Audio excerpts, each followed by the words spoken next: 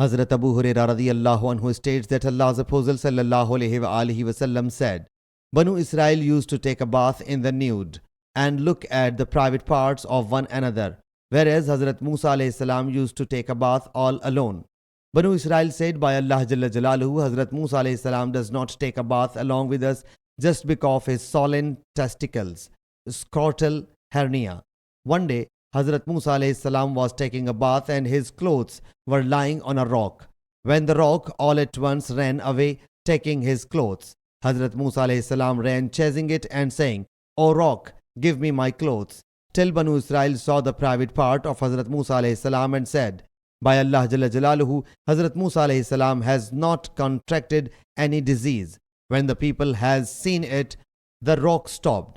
Hazrat Musa alayhi salam picked up his clothes and started beating the rock.